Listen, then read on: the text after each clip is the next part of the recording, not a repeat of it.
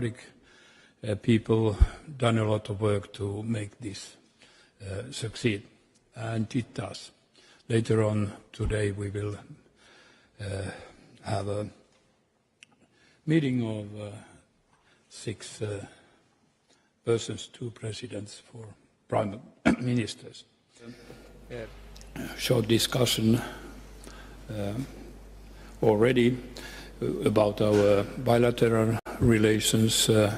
Well, I told Mr. President that we will support and continue to support you. The 15th package is now under preparation, and I'm sure that the next one is 16th. So we continue that. When we met last time in January in Kiev, we talked about peace too. We know your plans about that, and maybe that is what we support. Peace is very important to have a just peace for Ukraine. We talked about the global situation also because it seems that the Russian attack in Ukraine and Ukrainian defense have raised also issues globally which are not directly linked to the war, but nevertheless do touch nations and opinions. In a way, it seems that there is a competition of nations' souls going on worldwide. And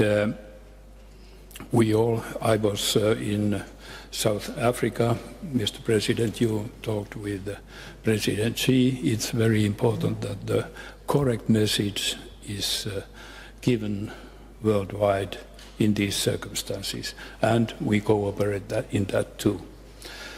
So with these short comments, we can come back later on in the evening. I will give the floor to you.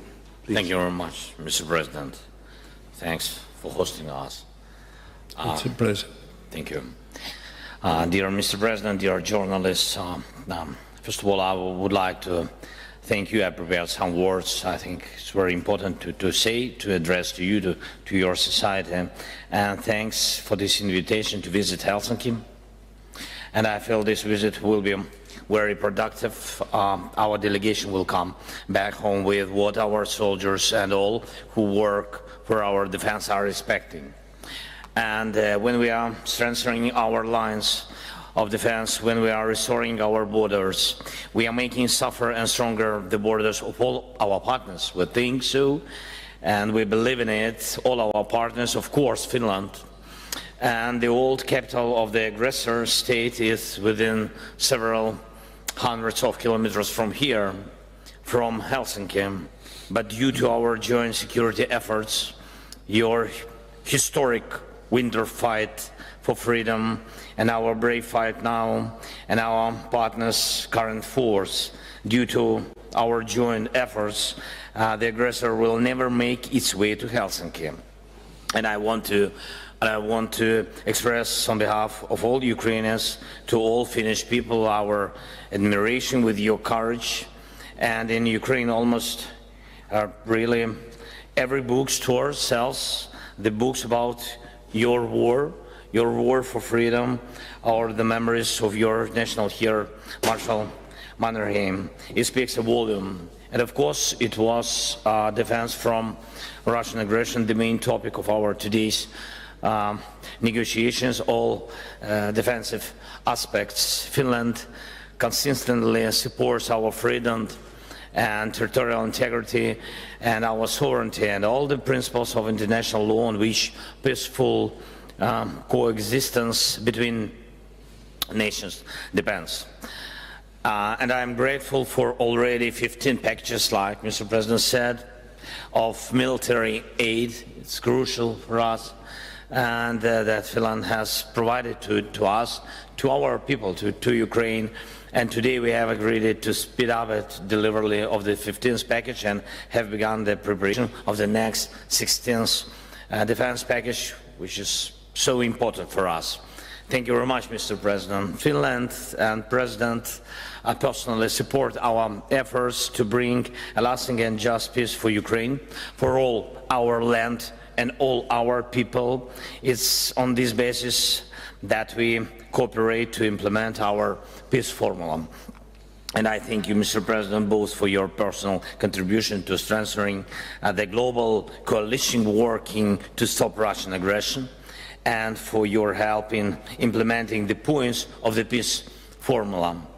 I thank the entire Finnish society, every family and every company, every public figure and politician who help our country and our people.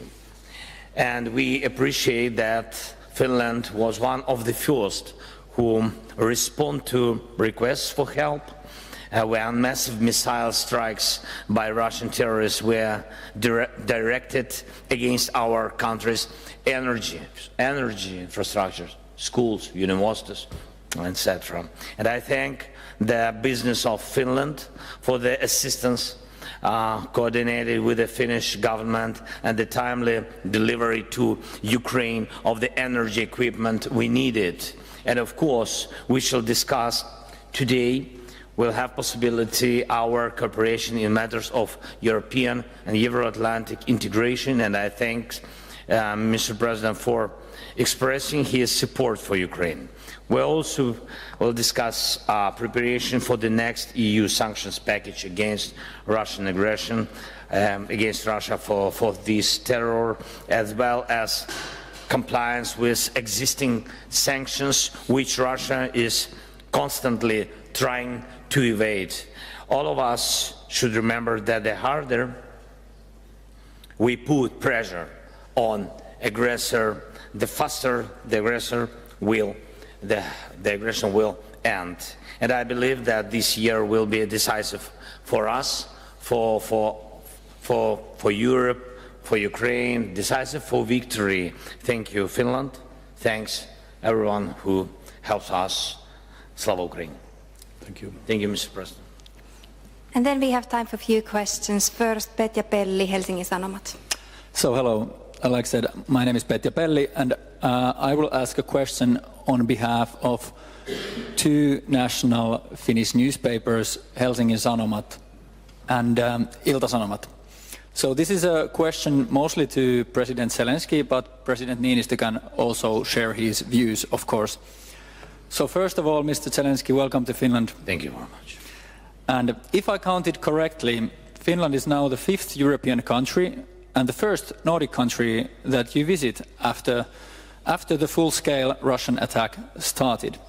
So, of course, we are curious to know why Finland. So can you please explain the reasons why you chose to visit Finland and not some other possible country, and also why you chose this particular time for your visit? Thank you. Thank you very much. If I can, I will answer in Ukrainian language. Why Finland?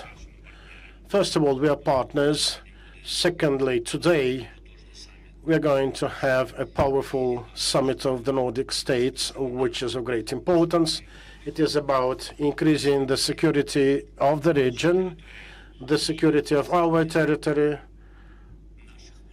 as well as improving our own capacities to defend ourselves, to make us stronger on the battlefield. I will be frank with you. 8 packages, it's not about numbers. It's about the number of lives saved. And this is why I am here to see. Нас ще більш потужніше, і щоб у нас була можливість мати успіх в наших відповідних, абсолютно справедливих контрнаступальних діях по деокупації суто української території. And the next question we will have from Anna Karsley, Danish Broadcasting Corporation. Yes, hello. The first part of my question goes out to you, Mr. Zelenskiy. You have told us several times that you need fighter jets from your friends and allies. So given that I'm a Dane, I'm asking you, when do you believe that you will actually get a delivery of Danish fighter jets, given that you're meeting Nordic friends later today? And to President Нііністьо, you're today hosting the Nordic summit. You have fighter jets as well. What are we waiting for? What are the Nordic countries waiting for? Who will start, Mr. President? The first question Maybe was you. for you, but I'm ready to begin. Yes, please. If I begin, yes, if you have followed the discussion raised by Ukraine, but also others taking part of that, it has been dealing with F-16 fighters. We do not have them. We do have Hornet fighters, which are quite old, and you have to keep in mind that there are not very many Hornet countries in Europe, and not very many Hornets neither. So the question, I guess, is that is it useful to create many different service structures, for example, and on the other hand, it's very clear that Finnish position is geographically a bit different than most of the European and NATO countries. So we have made a very extraordinary purchase during the time of Hornets, and renewed it now by buying F-35s. They are extremely big purchases for a small country. Why? Because we are very decisive that we need a strong protection. And that's why it wouldn't, we couldn't give up the Hornets before we get the new ones. And unfortunately, the Hornets at that time are, well, practically finished. But we like your aircraft. Just you to know. Yep. They are good ones. Yeah, yes. And I hope everybody knows it. And your neighbors know it. It's good. Так, я з приводу того, що чи потрібні нам aircraft, я багато разів сказав, без будь-яких секретів, можу повторити, нам потрібні, дуже потрібні. Чи будуть вони у нас і чому я вірю, що будуть, я впевнений. Але так відбувається ця війна, що ми повинні постійно довести це на полі бою. Спочатку ми йдемо вперед, показуємо, що за 3 дні нас не можна захопити, потім нам дають якусь зброю. А після цього ми знов йдемо вперед, просимо далекобійну артилерію. Ну, відбувається по-різному. У нас знов є складний успіх, але тим не менш після цього нам дають відповідну зброю. І тому чому я впевнений, що у нас будуть літаки? Тому що скоро у нас будуть наступальні дії. І після них, я впевнений, нам дадуть літаки. Хотілося б все, щоб було б все навпаки, нам було б так легше. Але є, як є, і ми за все вдячні. And then our final question is for Lauri Nurmi, Iltalehti. Lauri Nurmi from the Finnish news outlet Iltalehti. A question for President Zelenskiy. What kind of security guarantees do you expect from NATO at the Vilnius summit? What kind of security guarantees Ukraine needs? And then, what is the main goal, the main objective of your coming counter-attack? And then a question for President Нііністьо. Does Finland support the membership, Ukraine's membership in NATO? Tukeeko Suomi Ukrainan NATO-jäsenyyttä? Thank you very much Slava Ukraini. Героям слава. Will you? Yeah, thank you so much, Mr. President. По-перше, ми дійсно підтримали постійно Фінляндію, і щоб вона була членом Альянсу, щоб вона була членом НАТО, і ми вас вітаємо з цим. Тому, коли ви скажете, запитуєте, які гарантії безпеки потрібні Україні, такі самі. Найкраща гарантія безпеки для України не тільки сьогодні, ви знаєте, що ми про це говоримо вже велику кількість років. Говоримо і хотіли, і показували своїми діями тощо. У нас навіть це є в Конституції нашої держави, геополітичний напрямок, який обраний нашим народом. І тому найкраще і найпотужніше гарантії – це членство в НАТО. Поки йде війна, ми не будемо в НАТО. Ми це чітко усвідомлюємо. Але ми хотіли би, щоб, окрім відкритих дверей, партнери назустріч нам робили також якісь потужні кроки, які б мотивували українське суспільство, що це не тільки відкриті двері, не тільки якісь, щось таке в майбутньому. Ми хотіли би підтримку сьогодні. І сьогодні політичну підтримку в цьому напрямку ми хочемо, щоб було запрошення для України. А на цьому шляху, поки у нас йде війна, нам потрібні гарантії безпеки сьогоднішнього часу, поки ми ще не в НАТО. Але в будь-якому випадку наша ціль – мати повноправне членство в Альянсі. Це одна із причин, чому я сьогодні тут. Друга причина, або, якщо чесно, пріоритет – це посилення нашої армії. Про це я сказав, до цього я вже відповів. Посилення чим, я не хочу йти в деталі, якщо ви не проти. Дуже дякую. Unfortunately, they forgot to give me translation part. Yes, but translation, I meant. I didn't hear it. But undoubtedly it was very wise. Yes. Good. The basic elements here are NATO has made a decision in Bucharest 2008 concerning Ukraine, Georgia.